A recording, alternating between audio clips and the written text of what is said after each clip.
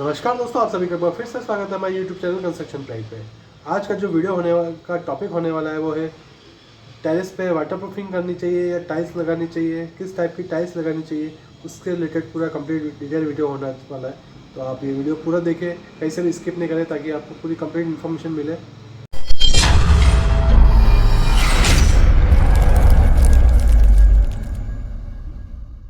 दोस्तों, टाइल्स पे टाइल्स लगाए या वाटरप्रूफिंग करें, उन दोनों प्रोसेस से पहले कड़े की प्रोसेस को किया जाता है। कड़ा किसको बोलते हैं?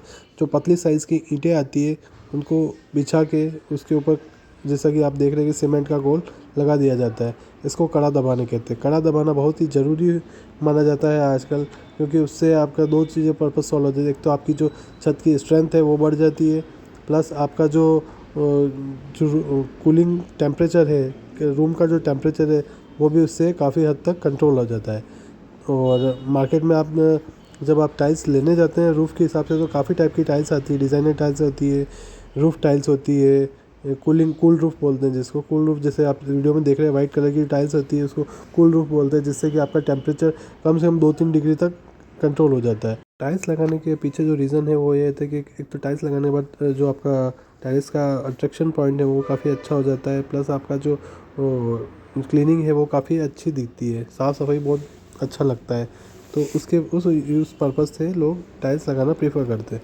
बट कई बार क्या होता है, टाइल्स का लगाने के बाद उसको क्लीनिंग अगर ढंग से नहीं रखा, उसको उसकी केयर नहीं की, तो उससे बहुत सारे साइड इफ़ेक्ट्स भी होते हैं। जैसा कि आप इस वीडियो में देख रहे हैं कि टाइल्स लगी हुई है इस पर, और इसकी कंडीशन कैसी हो गई है। आज बहुत टाइम बाद की बात है, ये 10 साल के बाद ऐसी कंडीशन हो जाती है अक्सर। उसका रीज़न है, उसके बारे में हम पूरा कंप्लीट डिटेल आपको बताएंगे। किस वजह से टाइल्स लगाने से क्या साइड इफ़ेक्ट्स होते हैं वो हम आपको इस वीडियो में दिखा रहे हैं। ये आप खुद डिसीजन ले पाएँ कि छत पे टेरेस के ऊपर टाइल्स लगाना कितना बेहतर है और कितना नहीं है। अगर आप इस चैनल पे नए हैं तो चैनल सब्सक्राइब कीजिए ताकि आपको इस टाइप की इन्फॉर्मेशन मिलती रहे। दोस्तों, जब आप टाइल्स लगाते हैं तो काफ़ी टाइप के उसमें एक्सपेंसेस भी होते हैं। टाइल्स भी कॉस्टली आती है, फिर आपकी जो लेबर कॉस्ट है वो भी काफ़ी लगती है। उसके बाद जब उसकी कंडीशन इस टाइप की हो जाती है तो आपको काफ़ी बुरा लगेगा, जब क्योंकि आपने उस पर ऑलरेडी इतना खर्चा कर दिया है। तो उसके बाद आपको अगर अलग अलग से एक्सपेंसेस करने पड़े इसके ऊपर, तो आपकी जेब पे इफ़ेक्ट करेगा। और साथ ही आपका जो मेन अट्रैक्शन पॉइंट के हिसाब से, जिस हिसाब से आप पर्पज़ से लगवाना चाह रहे थे टाइल्स के लगने के बाद काफ़ी अच्छी लगेगी, तो वो पर्पज़ भी आपका सॉल्व नहीं होगा। तो टाइल्स क्या होती है, टाइल्स जब हम लगवा देते हैं उसकी अगर क्लीनिंग वगैरह रेगुलर नहीं हो पाती, क्योंकि छत का जो टेरेस का यूज़ है हम बहुत ही रेयर केस में या फिर कभी कभार जाके यूज़ करते हैं, तो उसका यूज़ इतना नहीं हो पाता है। आप देख सकते हैं कि टाइल्स लगाने के बाद इसमें काफ़ी सारी ऐसे जो है वो दरारें आ गई हैं।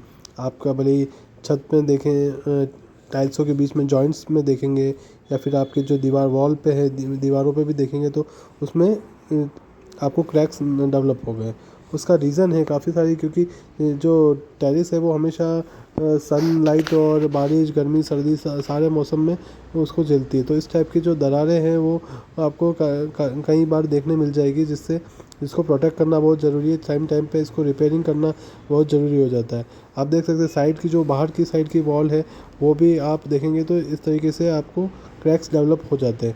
उसका रीज़न हम बताएंगे। उसका रीज़न ये रहता है क्योंकि जो टाइल्स है, टाइल्स को लगाने के बाद को टाइल्स और वॉल के बीच में अगर गैप नहीं दिया है, तो वहाँ पे कई बार क्या होता है, जो टाइल्स है वो गर्मी की वजह से एक्सपांशन होती है और सर्दी के हिसाब से उसमें थोड़ा सा सिकुड़ जाती है, दोनों ही चीज़ें होती है। तो उसकी वजह से जब एक्सपांशन होती है तो ये दीवार को थोड़ा धक्का दे के और उसको एक्सपांशन करने की कोशिश करती है, जैसे कि इस जॉइंट में आप देख सकते हैं। तो उसकी वजह से जो है उसके क्रैक्स को डेवलप जो है बाहर साइड में आपको देखने मिलते हैं। तो ये आपको टाइल्स को अगर ढंग से नहीं लगाया तो ये आपको इश्यूज़ काफ़ी आने वाले हैं।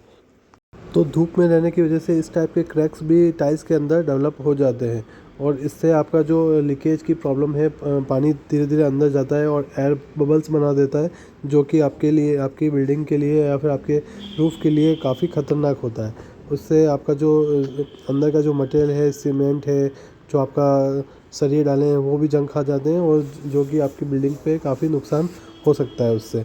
तो इन सब प्रोसेस को करने के लिए आपको बहुत सारी चीज़ें ध्यान में रखनी चाहिए। टाइल्स लगाते वक्त भी वो बहुत सारी चीज़ें ध्यान में रखती है। या तो आप उन जॉइंट्स को या उन एरियाओं को टाइम टू टाइम उनको फील करते जाएँ, तो वो जॉइंट्स नहीं डेवलप होंगे, और होंगे तो भी उसमें पानी जाने की संभावना कम हो जाएगी। उस वजह से आपको टाइल्स को प्रोटेक्ट करना ज़रूरी हो जाता है। अगर आपने टाइल्स के से करने से पहले, टाइल्स लगाने से पहले भी अगर वाटरप्रूफिंग की है, तो भी वो इन चीज़ों की वजह से इतने अफेक्टेड हो जाती है कि वो वाटरप्रूफिंग भी कोई सेंस नहीं हो, मतलब कोई यूज़ नहीं हो पाता उसका। और इस टाइप के आपको क्रैक्स टाइल्स के जॉइंट्स में देखने मिलेंगे। धीरे धीरे धीरे आपको जो उसकी जो आपकी आरसीसी है उसके अंदर भी आपको ऐसे क्रैक्स डेवलप होते हुए दिखेंगे, जिससे कि पानी जाने की चांसेस काफ़ी हाई हो जाते हैं, और पानी उसमें से धीरे धीरे धीरे टपकना चालू हो ही जाता है। तो दोस्तों, इससे क्या हुआ, आपका जो टाइल्स लगाने का जो एक्सपेंसेस है वो वेस्ट हो गया। आपका टाइल्स लगाना नहीं लगाना बराबर हो गया है, और उल्टा इसके बाद आपको जो इसकी रिपेयरिंग के लिए जो कॉस्टिंग पे करनी पड़ेगी वो और अलग से होगी। तो दोस्तों, टाइल्स को इस लीकेज को रोकने के लिए सबसे पहले हमको टाइल्स हटा के फिर इस पर वाटरप्रूफिंग करनी पड़ेगी हमको। तो उससे हमको थोड़ी सी स्ट्रेंथ जो है, जितने भी आपको जो ये रो एरिया दिख रहा है वो सारा इसको पैक करना पड़ेगा। तो पहले हम इसको करके इसको वाटरप्रूफिंग करेंगे अच्छे से, उसके बाद आगे उसकी नेक्स्ट प्रोसेस करेंगे। दोस्तों, आपको ऐसा लगेगा कि मैं ना वाटरप्रूफिंग की तारीफ़ कर रहा हूँ या फिर टाइल्स की का डिसएडवांटेजेस बता रहा हूँ, ऐसा नहीं है। मैं दोनों ही काम करता हूँ। मैं कंप्लीट कंस्ट्रक्शन से रिलेटेड सारी आपको सही इन्फॉर्मेशन देने की कोशिश करता हूँ कि जहाँ पे जिसकी जो ज़रूरत है वहाँ पे आपको वो ही करवाना चाहिए, ताकि आपका जो पैसा भी बचे और आपका जो पर्पज़ है वो भी सॉल्व हो। दोनों पर्पज़ सॉल्व करने के लिए हम आपको सही डिसीजन लेंगे। बाकी आगे आपकी राय है कि आपको क्या लगवाना है क्या नहीं लगवाना है। तो उसके बाद हम जो टाइल्स हटाने के बाद उस पर वाटरप्रूफिंग करेंगे। हमको कम से कम 2 से 3 कोट हमको वाटरप्रूफिंग करनी पड़ेगी। छत पे वाटरप्रूफिंग कैसे करते हैं, डिटेल वीडियो मैंने लिंक डिस्क्रिप्शन में ऐड कर दिया है, या फिर आई बटन में आप देख सकते हैं। मैंने पहले ही डिटेल वीडियो उस पर बनाया हुआ है। उसका डिटेल कैसे आपको लगाना चाहिए, कैसे क्या यूज़ करना चाहिए, कौन सा केमिकल यूज़ में लेना चाहिए, वो सारी डिटेल मैंने उस वीडियो में पहले ही बता चुका हूँ, आप देख सकते हैं वहाँ जाके। तो वाटरप्रूफिंग करने के बाद नेक्स्ट स्टेप जो आती है कि सिर्फ वाटरप्रूफिंग से काम हो जाएगा क्या। अगर आपको जो आपकी जो रूफ़ है उसको अट्रैक्टिव भी बनाना है और क्लीनिंग भी रखनी है, प्लस आपका वाटरप्रूफिंग भी अच्छे से वर्क करे, वो सारी अगर आपको चाहिए, तो इसका एक बहुत ही सिंपल और कॉस्ट इफ़ेक्टिव, जो बहुत ही आपके जेब पे ज़्यादा भारी ना पड़े, उस वैसा ही एक ऑप्शन है जिसको हम चाइना मोज़ेक बोलते हैं। उसका डिटेल वीडियो भी मैंने पहले बनाया हुआ है, आप देख सकते हैं आई बटन में, और लिंक भी मैं डिस्क्रिप्शन में ऐड कर दूंगा। तो चाइना मोज़ेक का जो काम है वो ये है कि टुकड़ी करके टाइल्स को लगाया जाता है।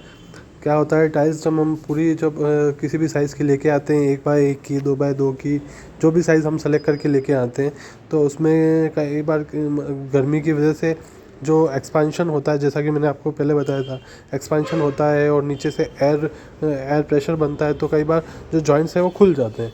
तो उस पर्पज़ को सॉल्व करने के लिए, उस दिक्कत को सॉल्व करने के लिए हम जो टाइल्स है, वाटरप्रूफ टाइल्स लेते हैं, छोटी छोटी उसकी टुकड़ी करते हैं, उसको फिर जमा के फिर उसके ऊपर वाइट सीमेंट का, जैसा कि आप इस वीडियो में देख रहे हैं, हमने टुकड़ी से पूरे रूफ पे बिछा दी है, और जिससे आपका जो वाइट टाइल्स है वो उससे क्लीनिंग भी नज़र आएगी, और साथ में आप इसमें डिज़ाइन पैटर्न्स भी बना सकते हैं।